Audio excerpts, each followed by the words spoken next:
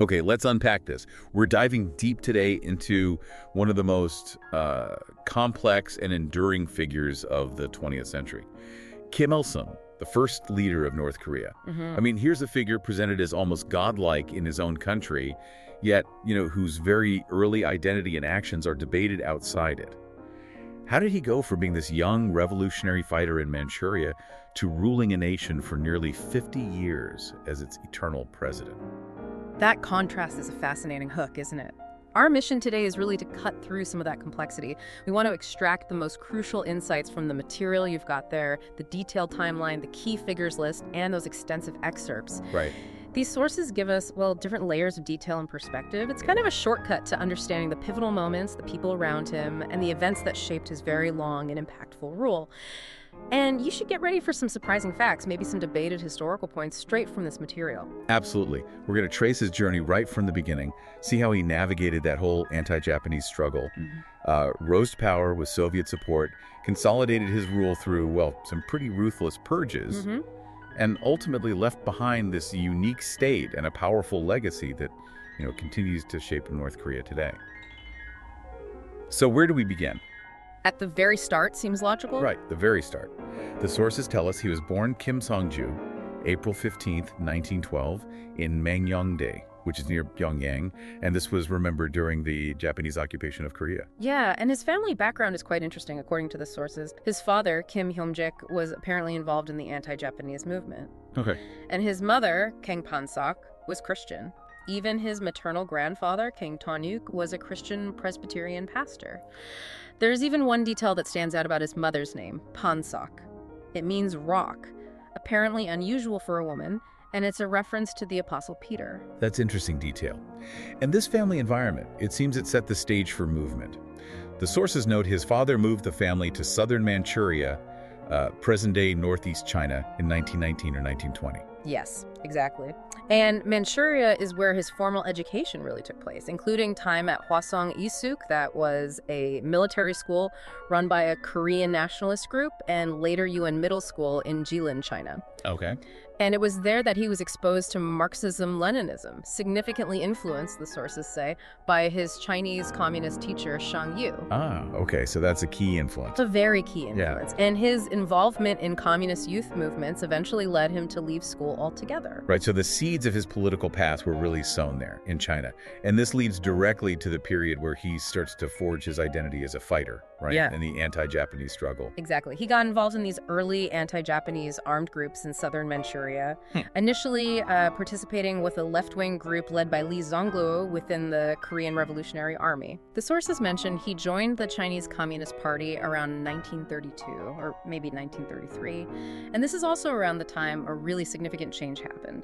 He adopted the alias Kim Il-sung. Right, the name we all know. Yeah. And this is where that official North Korean story comes in from one of the sources, that he was originally called Kim Il-sung, meaning star, by his comrades, but they felt a star wasn't enough, so it was changed to Kim Il-sung, meaning sun. It sounds like a very deliberate adoption of a powerful symbol. That's certainly how one source frames it. He began using this alias around 1932, just as he started his serious anti-Japanese partisan activities.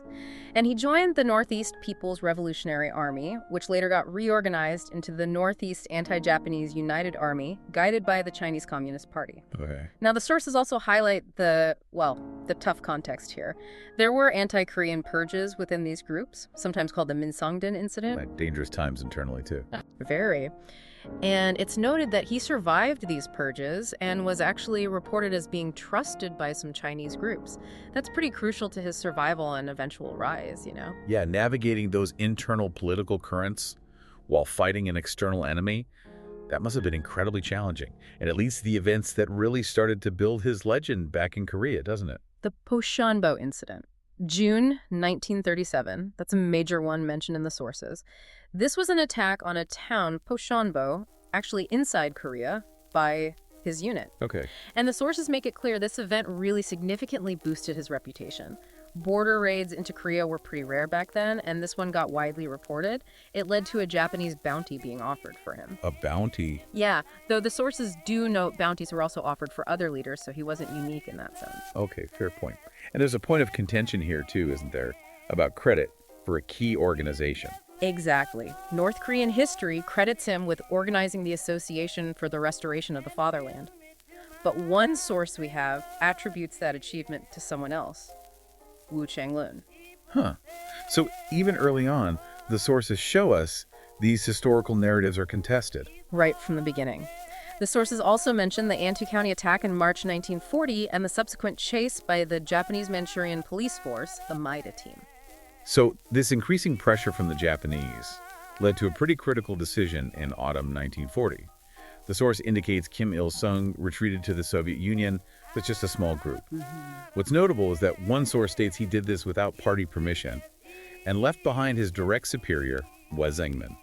That sounds like a pretty bold, maybe even controversial move at the time. It certainly does sound that way, and the sources include that detail. He apparently faced initial suspicion, was even temporarily detained by Soviet border guards when he arrived. Oh, really? Yeah, but he had allies. The Chinese leader Zhu Baosong vouched for him, and that led to his unit being integrated into the Soviet 88th Special Brigade near Khabarovsk. The sources give his rank there as captain and battalion commander. Okay, Cap. And it's worth noting, official North Korean accounts, at least initially, didn't mention this retreat to Soviet territory at all. They claimed he stayed on Mount Paktu. Right, the legendary mountain. So the sources provide a pretty contrasting reality there. They do. So he spent the war years in the Soviet Union, basically training and building connections. And this positioning becomes absolutely critical with the end of World War II, doesn't it? Precisely. With the Soviet army occupying northern Korea in August 1945, his return was, well, imminent. The sources detail his return to Korea on September 19, 1945. Came back aboard a Soviet warship, landed at Wonsan as part of that 88th Special Brigade. His first public appearance in Pyongyang is noted for October 14, 1945. It was at a mass rally welcoming the Soviet forces, and the sources specifically mention Soviet officials were there, like Lieutenant General Lebedev. It really underscores that vital Soviet connection right from day one. And he also met with the Soviet military civil administrator, Major General Romanenko, in 1945. So this support from the Soviet military government was clearly key to his rapid rise after returning. Absolutely key. Within months, the North Korean Branch Bureau of the Korean Communist Party was established. That was October 1945, a date now celebrated as the WPK founding day, and he became its first secretary by December 1945. That quick. Yeah.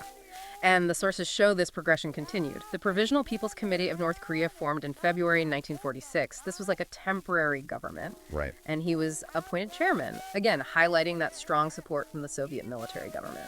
There's also a mention of an alleged assassination attempt. During a rally in Pyongyang, March 1946, the sources note the authenticity is debated, but they include the story of a Soviet soldier, Yakub Novichenko, reportedly saving him. An interesting detail the sources include, even if its truth is debated. It is, yeah, and it kind of speaks to the narratives being built around him, maybe. Yeah. The party structures kept evolving, too. The North Korean Branch Bureau was renamed the North Korean Communist Party in May 46. Then it merged into the North Korean Workers' Party in late August 46. Okay. Kim Tu-bong became the chairman then, and Kim Il-sung was vice chairman. And the sources explicitly state that his faction, Kim Il-sung's faction, was initially a minority among communists in North Korea. That's a really important point. He didn't just arrive and take over everything immediately. Yeah. The sources show us he had to actively build power, starting from a relatively weak position internally, despite that external Soviet backing, which sets the stage for the next major phase, the founding of the state, and tragically, the Korean War. Right. By August 1948, the Republic of Korea was established in the South. The sources tell us the Democratic People's Republic of Korea, the DPRK, was founded shortly after, September 9, 1948. Kim Il-sung assumed the role of prime minister. Okay, prime minister. And the party structures mirrored this consolidation. The North and South Korean Workers' Parties merged in June 1949 to form the Workers' Party of Korea, the WPK. And he was elected chairman, later becoming general secretary from 1966. And then the Korean War, June 25th, 1950. The North Korean invasion across the 38th parallel. The sources offer a specific perspective on the origins here, don't they? They do. They state that the war preparation was essentially a plan by Kim Il-sung, who sought Soviet agreement for it. One source even describes it as an international conspiracy with China to lure the U.S. into a trap. A trap. That's the language used. It also notes that the expected South Korean uprising just didn't happen. There's even speculation in one source that an unexplained halt of the North Korean advance during the battle for Seoul was maybe to wait for these uprisings. So the sources you have suggest this wasn't just an opportunistic move, but a planned action, perhaps with a specific outcome expected that, well, didn't materialize. That's the interpretation one source provides, yes. He became Supreme Commander of the Korean People's Army in July 1950. But as you said, the war didn't initially go as planned for the North. No, after the Incheon landing. Right. The sources note his retreat from Pyongyang, effective exile, really, in Tonghua, China, in October 1950. He evacuated his family, Kim Jong-il and Kim Kyung-hui, around this time. There's even a theory mentioned that his son, Kim Jong-il, might have attended primary school in Jilin during this period. Huh. And then China's intervention in October 1950 changed the war's course, but the command structure shifted. It did. The sources mention the Sino-Korean Allied Command under Peng Dehuai and Pak Il-yu, and they note Kim Il-sung had limited direct command within this structure. Interesting. Despite the complex command situation and the difficult retreat, he was awarded the title of Marshal in February 1953 for his command in the war. That's right. And then the armistice came in June 1953, and he returned to Pyongyang.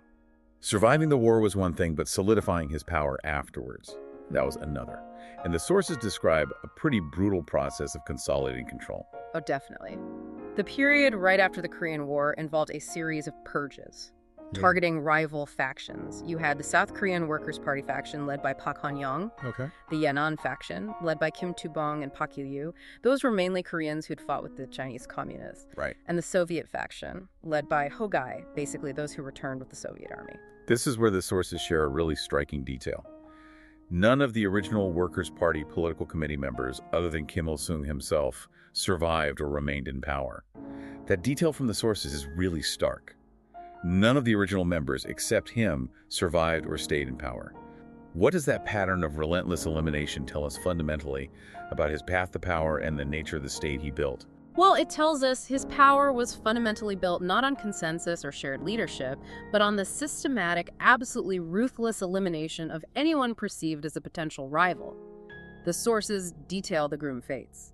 Execution for Park Han-young, Lee Sung-yup, Kim Sam-ryung. Executions. Mysterious deaths for Hogai and Kim Shaik. An accidental death for Ho Honorable prison death for Cho Chanik. Expulsion for Pak Il-yu and Kim Tu-bong. It's a grim list. Wow. And the sources note that despite these intense internal power struggles, alliances with the Soviet Union and China, signed in 1961, helped North Korea avoid decisive conflict with those powers, even while purging their perceived proxies or allies within the country. That's a complicated balancing act. It shows a certain strategic navigation of the Cold War landscape, yeah. And the purges didn't stop with those original rival factions. The Kapsen faction, led by Pak Kun-chul, was purged in May 1967. And the sources show the purges even continued within his own Manchurian faction from 1969 onwards, affecting figures like Kim Chang-bong, Ho Bong-hak, Cho Kwang, Saksan, Kim Kwang-hyop. It's noted Cho Kwang was later reinstated, which is kind of a rare exception mentioned. But what's particularly unsettling, according to the sources, is that the purges extended even to family members and close allies. Yes. His second wife, Kim Song-ae, purged, reinstated, then disappeared again. His younger brother, Kim Young-ju, purged, but later reinstated as state vice president. Even his brother. His nephew-in-law, Yang Hyong-sop, same pattern, purge and reinstatement. Even state vice president Kim Tong-gyu was expelled and sent to a political prison camp in 1977. It sounds like absolutely no one was truly safe. The sources comment that the purpose of these later purges, after his main rivals were gone, is actually unclear and debated. Was it about establishing a totalitarian organization, further concentrating power, preparing for the succession? It's hard to say definitively from the information. Yeah, the sources make it hard to say, but that pattern of eliminating potential threats is just blindingly clear. So the deep dive into the sources on this period really underscores that his path to absolute power was paved with the systematic elimination of anyone who could potentially challenge him, regardless of their past contribution or connection. By the late 1960s, after these waves of purges, the sources say he had basically completed the Manchurian faction, Kim Il-sung faction dictatorship, using Stalin-style political methods. Okay. And this consolidation was publicly cemented. His 60th birthday celebration in April 1972 was apparently this huge, elaborate affair, highlighted as a sign of the strengthening personality cult. And the legal framework followed suit. The 1972 Socialist Constitution created the position of state president, and he was elected to that role in December 1972. The sources state this legally formalized his power concentration. He held all the top spots: WPK General Secretary, State President, and KPA Supreme Commander. All three. And the official ideology also solidified during this period. Yuche ideology was formally adopted as the state ideology in 1977. How do sources describe Juche? Well, broadly, they describe it as emphasizing national self-reliance, the idea that man is the master of his destiny. It's presented in the sources as a creative development of Marxism-Leninism. Okay. With his power firmly established domestically, the sources show he also turned outwards. Yes, he made efforts to establish diplomatic relations. The sources note connections with 49 countries just between 1972 and 1973 alone. Wow. There were also attempts at dialogue with the South. North-South talks towards reunification took place in May-June 1972. Representatives actually visited each other's capitals. Really? Okay. Yeah. This led to the announcement of the North-South Joint Statement in July 1972, outlining principles for independent and peaceful reunification. However, the sources point out that this dialogue was unilaterally interrupted by North Korea later on. Okay. The sources mention specific foreign interactions too, like welcoming Nicolae Ceausescu in 1971 and meeting Erich Honecker in 1984. He also gave interviews, including one to an NHK delegation in July 1977. But the 1980s brought increasing hardship, didn't they? The sources paint a picture of increasing economic difficulty from this period onwards. Decreased aid from the communist bloc leading to severe energy shortages and famine, reportedly causing mass starvation. Yeah, a very difficult period. Amidst these struggles, he proposed the Democratic Confederal Republic of Koryo in October 1980 at the 6th WPK Congress, based on one nation, one state, two systems, two governments. Interesting proposal. But while proposing reunification frameworks, the sources also reveal a much more aggressive posture at times. There's a really striking detail from a secret meeting in November 1982, where he allegedly spoke about the mission to turn Tokyo into a sea of fire. Wow, that sea of fire comment is intense. How do the sources explain the context or motivation behind that? Well, the source provides context. Apparently, he'd received a secret telegram from Yuri Andropov, the Soviet leader then, suggesting a willingness to risk World War III. This contrasted with Leonid Brezhnev's earlier reluctance to provide offensive weapons. Ah, okay. So the source suggests this emboldened him to target Japan, seeing it as a rear base for South Korea. That's quite a revelation. On the nuclear front, the sources note North Korea joined the Treaty on the Non-Proliferation of Nuclear Weapons, the NPT, in December 1985. But tensions rose significantly later. The bombing of Korean Air Flight 858 in November 1987. The sources say it was attributed to North Korea based on the confession of Agent Kim Hyun-hee, leading to international criticism. Right, a major incident. And the nuclear issue escalated dramatically in the early 90s. Yeah, the sources tracked the trajectory, signing a nuclear safeguards agreement with the IAEA in January 92, then announcing withdrawal from the NPT in March 93, then denying nuclear development in interviews in April 94, even with Western media like the Washington Times and CNN. Right, denying it publicly. And then withdrawing from the IAEA and refusing inspections in June 94, this period just massively escalated suspicions, didn't it? Absolutely. It ramped up tensions significantly. This escalating tension actually led to former U.S. President Jimmy Carter visiting as a special envoy in June 1994. The Carter visit. Yeah. The sources note he met with Carter and actually agreed to a North-South summit meeting with the South Korean president at the time, Kim Young-sam. This was just weeks before his death. Wow, timing. On the foreign policy front, his final foreign trip mentioned in the sources was to China in October 1991. And perhaps a surprising meeting also occurred. In December 1991, he met with Sun Myung-moon, founder of the Unification Church. Wait, Sun Myung-moon? Given Moon's famously anti-communist stance, that does seem incredibly surprising. How did the sources explain this unexpected interaction? Well, the sources provide some context. Moon's visit wasn't actually approved by the South Korean government. It was arranged via China, apparently, and came as part of Moon's broader business activities in the communist bloc at the time. Ah, business interests. Seems like it. And agreements were apparently reached on various issues: family reunions, nuclear inspections, foreign investment outside the military industry, even a summit. Moon even promised, get this, $3.5 billion in aid. $3.5 billion. Yeah, the source includes Moon's statement justifying the visit. Not killing, but saving communism. So this meeting, despite the huge ideological difference, maybe highlights a potential pragmatism, or at least a willingness to engage unexpected partners for specific outcomes, according to the sources. A truly unexpected interaction indeed. And as his rule neared its end, the question of who would follow him became paramount, obviously.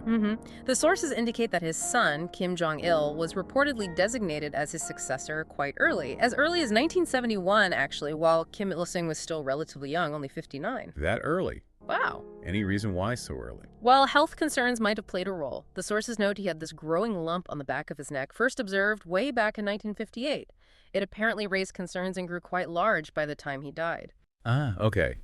And the process of this succession designation, it's described as having been done secretly, not announced publicly at first. That's right, kept under wraps initially. The sources note that North Korean propaganda didn't justify it based on heredity, which is interesting. How did they justify it then? They framed it as the successor being the most excellent and most loyal to the leader. This suggests, according to the sources, that the leadership knew justifying straight-up heredity publicly would be difficult. There's debate among sources whether this was agreed upon by cadres out of necessity or if it was imposed through control and purges. Right. And there are also interesting details about family dynamics regarding succession mentioned in the sources. Yeah, some fascinating bits. He reportedly opposed Kim Jong-il's marriages to Song Hye-rim and Ko Young-hui. Okay. But he showed a great affection for Kim Jong-nam, his grandson, through Song Hye-rim. The sources say he really doted on him, even introduced him to Jimmy Carter as his most loved grandson. My most loved grandson. That's the quote. And this apparently contrasts with his grandsons by Ko Young-hu, Kim Jong-kol, and Kim Jong-un, who reportedly lived away from Pyongyang and had restricted access to him. That's a fascinating detail from the sources that insiders might have seen Kim Jong-nam as the likely successor, given that affection, contrasting with the eventual outcome. Exactly. The sources mention that his close aides reportedly viewed Kim Jong-nam as the likely crown prince. Why? Because he was the eldest son of Kim Jong-un, just as Kim Il-sung was the eldest son of his father. Kind of a pattern thing. So, despite the eventual outcome with Kim Jong-un, the early signs and preferences weren't necessarily pointing that way. Doesn't seem clear-cut, no. And this brings us to the end of his life. The sources describe his activities shortly before his death. He convened an economic activist conference on July 6, 1994, emphasizing agriculture, trade, light industry, apparently scolding officials for formalism. Still working hard then. Yeah, one source mentions he was working particularly energetically because Kim Jong-il was apparently ill at the time. There's also a specific anecdote about him smoking before bed around this time. And the sources also note a planned interview with the Japanese journalist Kaoru Nakamaru. It was scheduled for July 11, 1994, but it got postponed shortly before his death, leading the journalist to sense something was wrong. And then he died, July 8, 1994, age 82. That's right. The sources provide differing locations for his death, though. Hangsan official residence versus the Kumsusan Assembly Hall. The official cause of death was a heart attack due to overwork. Which, given his age and history, sounds plausible. The sources acknowledge his history of heart problems and age support this explanation, yes. But inevitably, some voices suspected conflict with Kim Jong-il or even assassination. Right. Regarding that potential conflict, the Korean Central Daily Report is mentioned, alleging an argument with Kim Jong-il over the planned summit led to his heart attack. And North Korea strongly protested that report. Crucially, though, the source includes the detail that records from Chon Ha-chul, who was a secretary at the Kumsusan Assembly Hall, indicate Kim Jong-il was not with his father on the day of death, which contradicts that argument theory. Ah, okay, an important counterpoint there. Yeah. His death was officially announced on July 9th. The state funeral on July 11th was led by Kim Jong-il. His body was embalmed, enshrined at the Kumsusan Palace of the Sun, and the government declared 3 years of mourning. Yeah. And a later source adds a detail from Lim Dong-won, a South Korean official. He says Kim Jong-il mentioned his father had a pacemaker from a Kremlin hospital. Oh. And believed that not taking aspirin, instead following advice to eat fish, might have contributed to his sudden death. Just an interesting side note. His physical presence ended, but his status definitely endured. The sources detail his continuing legacy as eternal president. Yes, that status was established by a constitutional revision in September 1998. One source compares it to similar positions in other party states, basically a way to maintain his symbolic authority even after death. And his godification, the personality cult as the great leader. that's widely known. The sources even include details about historical descriptions, like that mythical Jeonguibu legend. Ah yes, Jeonguibu. Using a shrinking earth method, crossing rivers on leaves, making bullets from pine cones, rice from sand, all attributed to him in the lore. Sounds like these were core components of the narrative built around him for decades. Yeah. What's really fascinating is how this official portrayal has apparently begun to change relatively recently, especially since 2019 under his grandson, Kim Jong-un. That is interesting. The sources note Kim Jong-un's quoted stance against godifying the leader's activities and appearance, saying it hides the truth. Really? He said that? That's what's reported. And even that classic legend Jeonguibu is being adjusted. How so? The sources note it was downplayed in 2020, presented not as some spiritual feat, but as a more practical technique. These changes, according to the sources, are seen as reflecting Kim Jong-un's own intentions, maybe a move towards a more pragmatic historical narrative, and emphasizing his own role, of course. More recent adjustments in 2024, like renaming his birthday the Day of the Sun to another term and shortening the July mourning period. These are also interpreted as part of Kim Jong-un's own idolization efforts and perhaps a more pragmatic approach. Shifting the very narrative of his grandfather. That's a powerful statement about current intentions. Finally, the sources give some insights into his personality, various assessments of his rule, and those theories about his identity. Yeah, some anecdotes about his personality. Sources mention him showing friendship or tolerance even to Japanese individuals, like employing Japanese women as housekeepers who apparently favored the emperor, and he accepted their honesty. This is compared to Kim Jong-il later employing the Japanese chef Kenji Fujimoto. He also had an appreciation for arts and literature, according to the sources. Liked poetry and songs, reportedly wrote dozens himself famous ones like Song of Korea, Hometown Song, Lullaby. His calligraphy is on buildings. And he was noted for reading habits, including books from South Korea, and discussing works with visitors like Hwasong Euisuk. That's what the sources say. Now, the assessments from different people offer really contrasting views. You've got Lee Young-hoon criticizing the North Korean official history as lie, fabrication, hypocrisy, really emphasizing the Soviet role in his rise. Okay, a strong critique. Then, on the other hand, former U.S. President Jimmy Carter assessed him as very intelligent and sharp after meeting him. A very different take. And the defector, Hwang Jung-yap, he distinguished Kim Il-sung from Kim Jong-il. He stated Kim Il-sung understood people's pain and didn't let them starve, attributing the non-democratic system and famine more to Kim Jong-il. Hwang also saw Kim Il-sung as maybe more open to economic reform. Those are some significantly different takes on the man himself. Yeah. And lastly, the sources delve into the other person theories, a fascinating and really debated point. They do. They mention the popular legend of a Kim Il-sung general who was active even before 1912, and the initial impression when he returned to Korea, people thinking he was too young or had halting Korean, that fueled suspicion. Lee Myung-young's theory is introduced, that Kim Il-sung was for people. Now, historian Wada Haruki refutes this specific theory, but he still acknowledges that Kim Il-sung likely used the existing legend to his advantage. Okay, so maybe co-opted the legend? Possibly. Names associated with these theories are mentioned. Kim Yeon-chung, Kim Kwang-so, graduates of a Japanese military academy, Kim Kyung-shon, the White Horse legend figure, an earlier anti-Japanese fighter named Kim Il-sung. And Ri Jong-sik's theory. About a real Kim Il-sung purged by Stalin and a Soviet fabricated one. That's noted too, but the sources try to clarify their position. While the theory about the later leader's identity being fabricated is debated, the existence of the earlier legend of an anti-Japanese general named Kim Il-sung is widely attested. There's no doubt about the legend itself. Okay. The debate linking the Pashonbo attackers reported age 36 in some accounts to the later leader, who was known to be 27 at the time of Pashonbo, is also mentioned, with sources noting Japanese authorities eventually did settle on his identity as Kim Song-ju, age 27. Wow. So the sources give us these differing views on his character and capabilities, and also highlight that fundamental debate around his very identity in those crucial early years.